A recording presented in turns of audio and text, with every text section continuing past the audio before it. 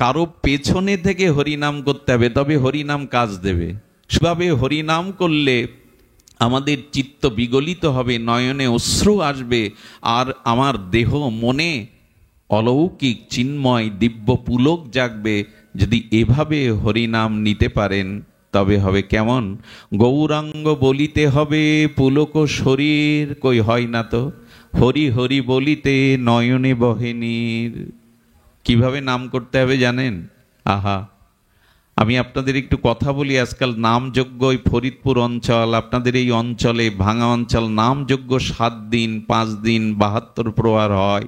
হোক সেটা নামযজ্ঞ, কলিযুগের যুগধর্ম, কিন্তু নাম কিভাবে নিতে হয় সেটা বলে দিয়েছেন আচার্যরা। সেটা গোস্বামীগণ বলেছিলেন। বললেন অনুসংকীর্তনম শব্দটি দিয়েছেন সুখদেব গোস্বামী ভাগবতে। কি শব্দ বলা হলো? অনু উৎসর্গে, মানে পেছনে। অনুসংকীর্তনম, কারো পেছনে থেকে হরিনাম করতে হবে, তবে হরিনাম কাজ দেবে। শব্দটার দিকে ধ্যান দিন। অনু মানে পশ্চাতে থেকে হরিনাম করতে হবে। কার পেছনে হরিনাম করলে, কার পেছনে থেকে হরিনাম করলে হরিনাম কাজ করবে? দুঃখের বিষয়, আজকের নামযজ্ঞগুলোকে নামের স্বরূপকে বিকৃত করা হচ্ছে। নামের যে স্বরূপ তাকে বিকৃত করা হচ্ছে। কার পেছনে দাঁড়িয়ে আমি নাম করব? অনু অর্থাৎ পশ্চাৎ সংকীর্তনাম। এই শব্দটি সুখদেব গোস্বামীর, মানে পেছনে নাম করতে হবে, সামনে একজনকে দাঁড় করিয়ে। কাকে? তো সামনে দাঁড় করিয়ে কি হিন্দি গানের সুরে, সামনে হিন্দি গানের সুর রেখে চটুল সুরে নাম করব? পাকিস্তানের কাওয়ালি সুরে নাম করব? এইগুলোই তো চলছে এখন নামের আসরে, এইগুলোই তো চলছে। কার পেছনে নাম করতে হবে সেই নাম ঈশ্বরের কাছে পৌঁছাবে। আমার হৃদয় দ্রবীভূত হবে, আমার অনন্ত জন্মের স্বভাব সংশোধন হবে। কোন হৃদয়ে নাম করলে? কার পেছনে দাঁড়িয়ে?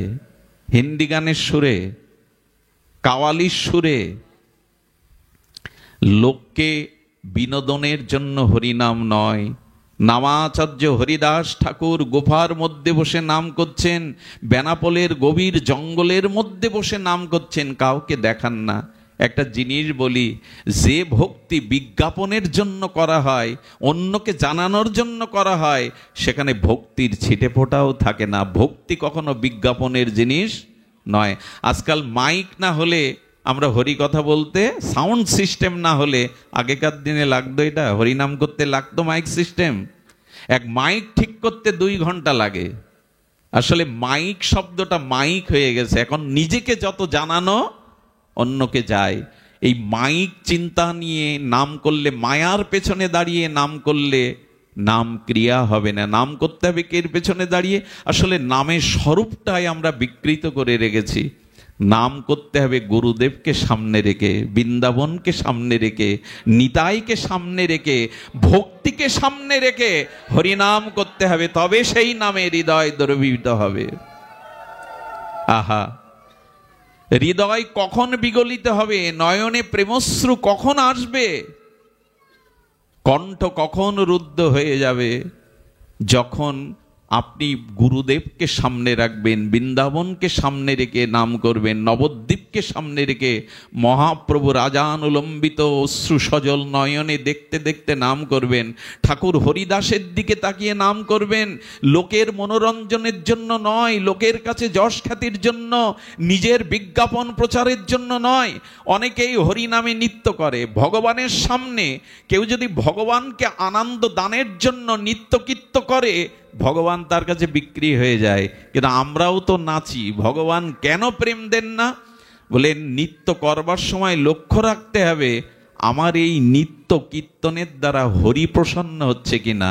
আমরা নৃত্য করি ভগবানকে প্রসন্ন করার জন্য, না ক্যামেরার দিকে দৃষ্টি ফেরানোর জন্য? ক্যামেরা আমার দিকে যেই পড়লো আমি নাচতে শুরু করলাম, তার মানে আমার নৃত্যটা যাতে প্রচার হয়ে যায়। কি ভগবানকে আনন্দ দেওয়ার নৃত্য? আমার কথা কি বোঝা যায়? অনেকেই ভগবানের সম্মুখে তাকে আনন্দ দেওয়ার জন্যই যা কিছু চেষ্টা, নিজের বিজ্ঞাপনের জন্য এটি করা নয়। সুধীবৃন্দ, বলতে বলতে এসেছি যে ভগবানের কথাতে আর হরি নামে, ভগবানের কথাতে হরি নামে নয়নে অশ্রু, হৃদয় বিগলিত হলেই কেবল মোহ যাবে, আমাদের সংসার নাশ হবে, ক্ষয় হবে, আসক্তি ক্ষয় হবে। তবে এমন করে নাম, এমন করে অভিব্যক্তি কজনার হয়? সুধীবৃন্দ, মনে পড়ে সিদ্ধ বাবাজি মহারাজ সারা জীবন তার সেবক তাকে সেবা করেছেন। বাবাজি মহারাজ যখন অপ্রকট হবেন, নাম সিদ্ধ মহাপুরুষ, তখন তার সেবককে ডেকে বললে, কিরে, আমার জন্য ঘর ছেড়েছিস, দেহ সুখ ছেড়েছিস, সারা জীবন সেবা করেছিস, কিছু চেয়ে নে, আমি তো বিদায় নিচ্ছি। শোন, আমি তোকে স্বর্গ দিতে পারি, বৈকুণ্ঠ দিতে পারি, এই আশ্রমের তোর পদ প্রতিষ্ঠা সব দিতে পারি, বল কি চাই? শিষ্যটি সরল হয়ে বললেন, প্রভু, আমি যা চাইব আপনি তা দেবেন না আমায়।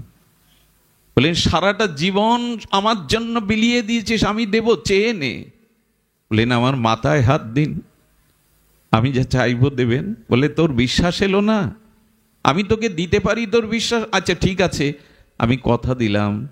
অনেকক্ষণ নীরব হয়ে গেছেন, চোখ দুটো ছলছল হয়ে গেছে।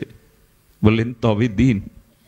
আমি ছোটবেলা থেকে দেখেছি, আপনি যখন নিতাই বলেন, গৌর বলেন, তখন আপনার নয়ন দিয়ে প্রেমশ্রু বিগলিত হয়ে আপনার বুক ভেসে যায়। আমাকে ওইটাই দিন, আমি যেন নিতাই বললে, গৌর বললে চোখে জল আসে। আমি যখনই নিতাই বলবো, গৌর বলবো, যেন আমার চোখে প্রেমশ্রু বিগলিত হয়, আমার হৃদয় দ্রবীভূত হয়। আমাকে এই দিন। বাবাজি মহারাজ নীরব হয়ে তাকিয়ে আছে, মুখে কোনো কথা নেই।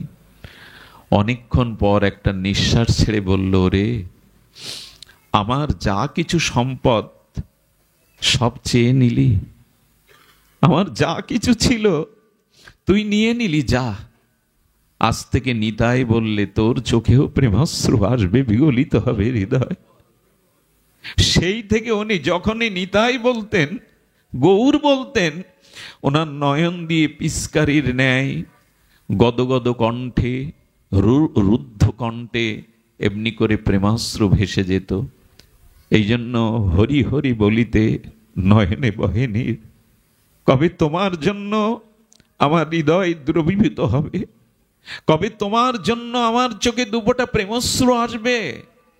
চোখের জল সংসারের জন্য ফেলে কোনো লাভ নেই, কেউ মূল্য দেয় না।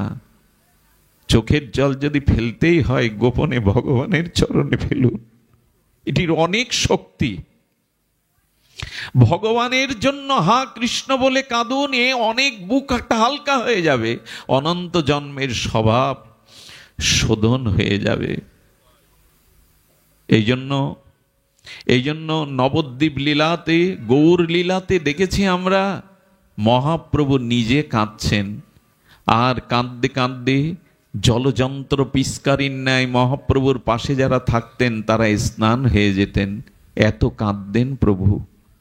কান্নাটাই সার করে গৌর এসেছিলেন, বিষ্ণুপ্রিয়া দেবী এসেছিলেন, সচিমা এসেছিলেন। এ জগতে আমরা সংসারের জন্য ঘটি ঘটি কাঁদি, স্ত্রী পুত্র বিপদ রোগ শোকের জন্য। ভগবান বলে কবে কাঁদতে শিখব? গৌর বলে কবে কাঁদতে শিখব? এই জন্য ভগবানের কাছে প্রার্থনা করুন, ভগবানের কাছে প্রার্থনা করুন, প্রভু, পাথরের বুক চিরে, মর্মর কঠিন পাথরের বুক চিরে ঝর্ণা ঝরে, আমার বুকটা কি পাথরের থেকে কঠিন, যেখানে ভগবানের নামে চোখে জল ঝরে না? পাথরের মর্মর শক্ত পাথর ভেদ করে ঝর্ণা বেরোয়। আমি কি এতই অপরাধী যে কৃষ্ণ বললে আমার হৃদয় গলে না, নয়নে অশ্রু আসে না? অন্যকে দেখাবার জন্য না, ঘরে দোদ দিয়ে গোপনে যদি কৃষ্ণ বলে কাঁদতে পারেন না, অনেক জন্মের স্বভাব ধুয়ে যাবে, মুছে যাবে, হৃদয় দ্রবিত হবে। ভগবানের কাছে গোপনে কাঁদতে হয়। আমার মতো এই ভরা আসরে দাঁড়িয়ে অন্যকে মাতানোর জন্য নয়, আসরকে মনোরঞ্জনের জন্য নয়, গোপনে ভগবানের জন্য কাঁদতে হয়। মহাপ্রভু আর সীতানাথ অদ্বৈত ভবন হতে চিরদিনের মতো চলে যাচ্ছে। সন্ন্যাস নিলে একবার মাতৃভূমি দর্শন করতে হয়। ধ্যান দিয়ে শুনুন, মহাপ্রভু এসেছেন, নিত্যানন্দ প্রভু আর মহাপ্রভুকে পথ ভুলিয়ে, বৃন্দাবনের পথ ভুলিয়ে তিনি এনেছেন নবদ্বীপে। সীতানাথ ভবনে মহাপ্রভু প্রায় 10 দিন ছিলেন, 10 দিবস। সেই 10 দিবস সেবে ভক্তদের দর্শন দিলেন, আর নিজের মায়ের, সচী মায়ের, জগজ্জননীর প্রাণ রক্ষা করলেন। আর মহাপ্রভু তখন আর শান্তিপুর হতে নবদ্বীপের পথ ধরে চলে যাচ্ছে। একবার ভেবে দেখুন, এই মহাপ্রভু 24টা বছর নবদ্বীপে লীলায় ছিলেন। এই নবদ্বীপের প্রতিটি ধূলিকণা, আকাশ বাতাস মহাপ্রভুর লীলা সঙ্গে মহাপ্রভুর চিরচেনা। বেড়ে উঠেছেন, খেলেছেন, আনন্দ করেছেন, সংকীর্তন করেছেন এই মাটিতে। প্রভু আজ বিদায় নিচ্ছেন, আর বিদায় বেলা প্রভু বলছেন আর নবদ্বীপ কখনো দেখা হবে না। কারণ সন্ন্যাসী একবার মাতৃভূমিতে আসতে পারে, দ্বিতীয়বার আসতে পারে না। মহাপ্রভু নবদ্বীপের ধুলোর দিকে তাকিয়ে বলছেন, তোমার বুকে কত খেলেছি, তোমার বুকে কত অঙ্গ, এই ধুলি অঙ্গে মেখেছি। হে ধুলি, হে নবদ্বীপের ধুলি, আর তোমাদের সাথে আমার খেলা হবে না, অঙ্গে মাখা হবে না। সুরধনী ভাগীরথী গঙ্গার দিকে তাকিয়ে মহাপ্রভুর চোখ দিয়ে গঙ্গা ঝরছে, আর বলছে কত তোমাতে অবগাহন করেছি, সন্তরণ করেছি, সাঁতার কেটেছি সাথীদের নিয়ে। হে গঙ্গা, আর তোমার বুকে কখনো সন্তরণ হবে না। তোমার বুকে আর এমনি করে সখাদের নিয়ে জলকেলি করতে পারবো না। বিদায় ভাগীরথী গঙ্গা, বিদায় নবদ্বীপের মাটি। কি বলবো আপনাদের, সমস্ত নবদ্বীপবাসীর প্রাণের ধন গৌরাঙ্গের বিদায়ে তাদের চোখ দিয়ে প্রেমাশ্রু হা গৌরাঙ্গ, হা গৌরাঙ্গ ধ্বনিতে আকাশ বাতাস মুখরিত হয়ে গেছে, যেন ভারী হয়ে গেছে। সেদিনের সে বর্ণনার ভাষা আমার নাই।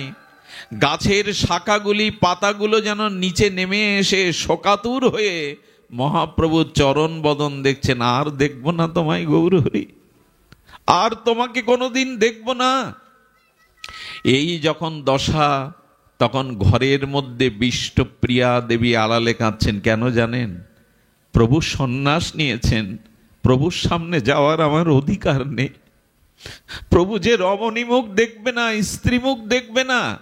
বিষ্ণুপ্রিয়া ঘরের কোণে বসে যখন কাঁদছেন, একজন এসে বলছেন, কি রে অবাগিনী, সবাই পতিত পাবন লীলাতে তাকে দর্শন করে উদ্ধার হলো, কেবল তোর অনুমতি নেই।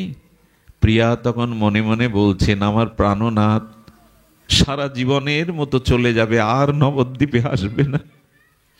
তার চরণ, তার বদন আর কখনো দর্শন হবে না। কি করব আমি? আমার তো যাওয়া নিষেধ প্রভুর সামনে। শেষ কথা চিন্তা করে বিষ্ণুপ্রিয়া দেবী ঘর থেকে সেই সমস্ত শোকে পাথর হয়ে গেছে, আর সে তো শুভ্র বসন আবৃত করে মহাপ্রভু তার বাটির সামনে, গৃহের সামনে দিয়ে চলে যাচ্ছেন। আর বিষ্ণুপ্রিয়া দেবী পথের ধুলাতে এসে ওইখানেই সাষ্টাঙ্গে মহাপ্রভুর পথ আগলে দাঁড়িয়েছে। মহাপ্রভু নিজের বাটির সামনে এসে গঙ্গার তীরে নিজের ঘর দেখে চোখে জল পেটছেন। তোমার কোলেই তো বড় হয়েছি, জন্মভূমি, এই গৃহেই তো আমি শশীকলার ন্যায় বেড়েছি চিরবিদায়। মহাপ্রভুর খড়মটা বেঁধে গেল বিষ্ণুপ্রিয়ার অঙ্গে। কে তুমি? কে তুমি এভাবে ধুলায় দূষারিত হয়ে শুয়ে আছো? বিষ্ণুপ্রিয়া বললেন, আমি অভাগিনী, আমার কি গতি হবে কৃপা করে বলুন। বললেন, কে তুমি? বলল, আমি গৌরাঙ্গ প্রিয়া। মহাপ্রভু বললেন, না, তুমি কৃষ্ণপ্রিয়া হও, তুমি কৃষ্ণপ্রিয়া, বিষ্ণুপ্রিয়া হও। বলে, না, আমি যে কৃষ্ণ চিনি না, আমি যে গৌরাঙ্গ ছাড়া জানি না, গৌরাঙ্গের চরণ ছাড়া চিনি না, আমি গৌরাঙ্গ প্রিয়া। সকলেই কৃপা পেল, আমার কি গতি হবে? মহাপ্রভু দোকানা পায়ের খড়ম পাদুকা খুলে দিয়ে বললেন, যাও, এই দুটি নিয়ে ঘরে গিয়ে এই দুটির মধ্যেই কৃষ্ণ ভজন করো, এই মধ্যেই আমাকে তুমি পাবে, আমাকে স্মরণ করো। যেমন রামচন্দ্র ফিরে আসেনি অযোধ্যাতে, ভরত প্রভুর চরণ দুখানা, পাদুকা দুখানা মাথায় নিয়ে ভরত ফিরে এসেছিল। প্রভু, তোমাকে না ফিরিয়ে নিয়ে যেতে পারি, তোমার চরণ তো ফিরিয়ে নিয়ে যাব, তোমার চরণই তো তুমি। ভরত 14 বছরের জন্য প্রভুর পাদুকা মাথায় নিয়ে নিজে সিংহাসনে না বসে ওই পাদুকাকেই রাজাদিরাজ করে সিংহাসনে পূজা করেছিলেন। সুধীজন, বিষ্ণুপ্রিয়া দেবী সেই যে পাদুকা নিয়ে ঘরে গেলেন, তার ভজনই ছিল চোখের জল। কি করতো জানেন? সকাল হলে দুটো মাটির পাত্র রাখত, একটা পাত্রে থাকতো তন্ডুল চাউল, সেই এক একটা চাল হরে কৃষ্ণ এই মহামন্ত্র প্রসাদী করে খালি পাত্রে রাখত। বলুন তো, বেলা 12টা পর্যন্ত, দ্বীপ্রহর পর্যন্ত কটা চাউল হতো? ওই চালগুলো নিয়ে গঙ্গা জলে ফুটিয়ে মহাপ্রভুকে ভোগ লাগিয়ে এক মুঠো পেতে নেই তার সারা জীবনের আহার। পারবো তো? এরকম জীবের জন্য এত বিরহ পারবো তো? যতদিন শাশুড়ি মা বেঁচে ছিলেন, শাশুড়ির আঁচল তলে গঙ্গা স্নান করতে নেই মুখ বিষ্ণুপ্রিয়ার কেউ দেখতে পায়নি। আমি অভাগিনী, আমি প্রভুকে ধরে রাখতে পারিনি, মুখ দেখাতেন না। কাঞ্চনা সখী দেখছে প্রিয়াজি একটা ময়লা সাধারণ কাপড় পরে আছে। প্রিয়া, সাক্ষাৎ জগৎ লক্ষ্মী তুমি, তোমার রূপে জগৎ পুলকিত, তুমি বৈকুণ্ঠের অধীশ্বরী, তুমি কেন ময়লা কাপড় পরেছ? সখী কাঞ্চনা বললেন, এ তোমায় মানায় না। বিষ্ণুপ্রিয়া বললেন, যার প্রতি জীব উদ্ধারের জন্য সংসারের সমস্ত সুখ ত্যাগ করে গম্ভীরার মধ্যে রাত দিন কৃষ্ণ বলে কাঁদছেন, তার সহধর্মিনী হয়ে ভালো কাপড় পরা কি শোভা পায়? বিষ্ণুপ্রিয়া দেবী মহাপ্রভু চলে যাওয়ার পরে আর কোনো ভালো মলিন বস্ত্র ছাড়া পরেননি। খেয়েছেন ওই প্রসাদী চাউলের এক মুঠো সিদ্ধ। আর কি করতেন জানেন? আর ওই মহাপ্রভু খাটে ঘুমাতেন না, মেঝেতে গম্ভীরার মধ্যে ছোট্ট একটু ক্ষেত্রে পাটা প্রসারিত করে শয়ন করা যায় না, ওর মধ্যে মহাপ্রভু পড়ে থাকতেন। বিষ্ণুপ্রিয়া দেবীও পালঙ্কে বা খাট গ্রহণ করেননি, ধুলায় পড়ে থাকতেন। ভগবানের জন্যই বিরহ না জাগলে আমাদের চিত্ত সংশোধন হবে না। ভগবানের জন্য চোখের জলই একমাত্র উপায় হৃদয়কে গলাতে। আজও কোনো বস্তু সিদ্ধ করতে গেলে তাকে তাপ দিতে হয়। এই চোখের জলের বিরহ তাপ, কৃষ্ণ পেলাম না, ভজন হলো না, তোমার চরণে অনুরাগ এলো না, এই যে বিরহ তাপে দগ্ধীভূত চোখের অশ্রু জলে এই হৃদয় যেদিন বিগলিত হবে, সেই দিনই অনন্ত জন্মের স্বভাব সংশোধন হবে, তার আগে নয়। তবে এটি আশা বড় কঠিন। কার আসে জানেন? কৃষ্ণ বলে যে কাঁদতে শিখেছে, তার ছোঁয়ানিন ওই রোগ আপনারও হবে। ভগবানের জন্য ব্যাকুল হয়ে আরতিতে প্রেমে যিনি কাঁদতে শিখেছেন, যার হৃদয় ভগবত প্রেমে বিগলিত, তার সঙ্গ করুন, তার ওই ভাব আপনার ভিতরে সংক্রামিত হবে, ওই ভাব আপনার মধ্যেও সংক্রামিত হবে।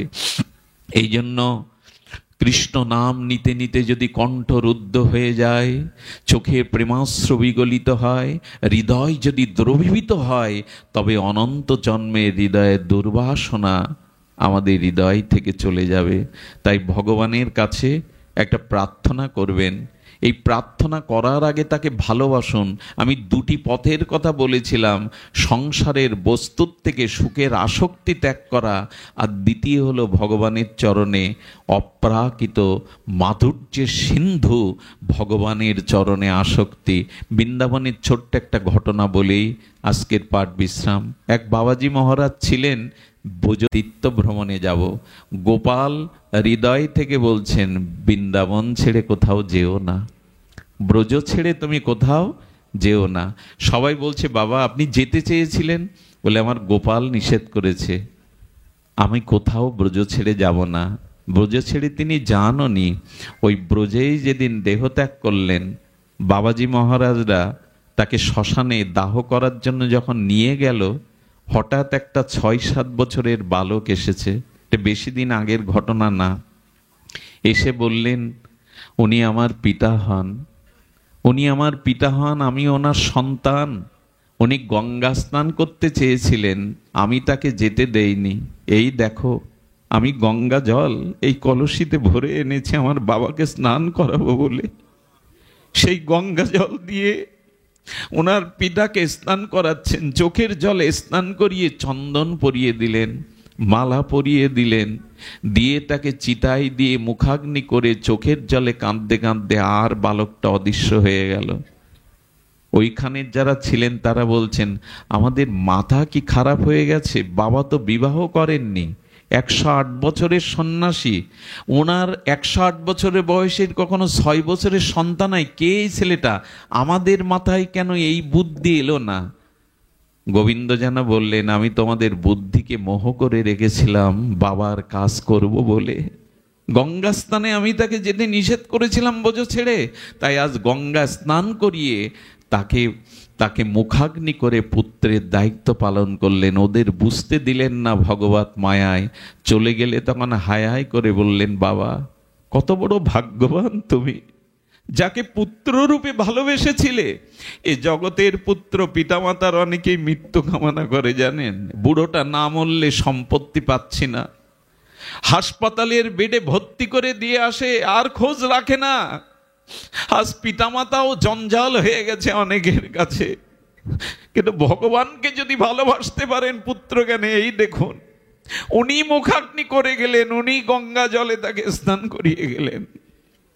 ভগবান যার দায়িত্ব নেয় সে দায়িত্ব 16 আনায় উনি পালন করেন। তাই যার যেখানে শূন্যতা আছে, ব্যথা আছে, ওখানে ভগবানকে বসান। উনার থেকে আপন কেউ হবে না জগতে, এই জন্য ভগবানকে ওই স্থানে বসান। আজ পুত্র রূপে এসে গঙ্গা জলে স্নান করিয়ে তিলকমালা রচনা করে আজ তার মুখাগ্নি করে গোবিন্দ নিজ দায়িত্ব পালন করলেন। এই জন্য সংসারকে ভালোবেসে আমরা কিছুই পাইনি, পাবো না। সংসারের স্ত্রী পুত্রের প্রতি দায়িত্ব আছে, পালন করুন, কিন্তু আসক্তি রেখে নয়। আসক্তিটা রাখলে কষ্ট পেতে হবে, বন্ধন মুক্তি হবে না। যদি অনুরাগ আসক্তি থাকে তবে ভগবানের চরণেই যেন থাকে।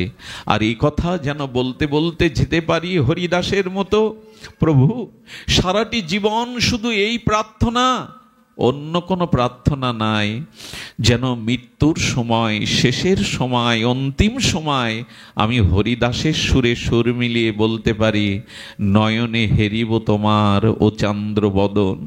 প্রভু আমার শেষের সময়, অন্তিম সময় এই প্রার্থনা করো, স্ত্রী পুত্র প্রিয়জনের কারো মুখ যেন না দেখি, যেন তোমার মুখখানা, তোমার কমল বদনখানা আমার নয়নে ভেসে আসে।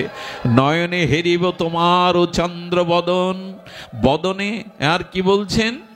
হৃদয়ে ধরিব তোমার ওরাঙ্গা চরণ। প্রভু মৃত্যুর সময় যদি শক্তি না থাকে, যেন মনে মনে তোমার চরণ দোখানা হৃদয়ে ধারণ করতে পারি। বদনে আর বদনে উচ্চারিব শ্রীকৃষ্ণ চৈতন্য নাম। প্রভু মৃত্যুর সময় বাড়ি আমার, গাড়ি আমার, সন্তান আমার, স্ত্রী কোথায়, পুত্র কোথায়, কুটুম্ব কোথায়, যেন এই শব্দ আমার মুখে না আসে। আমি যেন তোমার নামটি বদনে নিতে পারি। শ্রীকৃষ্ণ চৈতন্য, শ্রীকৃষ্ণ চৈতন্য, এই নাম যেন আমার বদনে না আসে। দেখুন মানুষ মৃত্যুর সময় বলে, স্ত্রী তুমি কোথায়, বড় খোকা কোথায়, মেজ খোকা কোথায়, তোদের কি হবে, এদের কথা ভাবে, কিন্তু নিজে ভাবে না আমার মৃত্যুর পরে আমার কি গতি হবে। এই জন্য নিজের গতির জন্য প্রার্থনা করুন, অন্তিম সময়ে যেন ভগবান তোমার চরণকে হৃদয়ে ধারণ করতে পারি, তোমার কমল বদনকে নয়ন ভৃঙ্গে যেন আস্বাদন করতে পারি, আর জিহ্বায় যেন কৃষ্ণ চৈতন্য বলতে বলতে এ জীবন গতি হয়। আজ এই প্রার্থনা রেখে আপনাদের সর্বাঙ্গীন মঙ্গল কামনা করে হরিকথার বিশ্রাম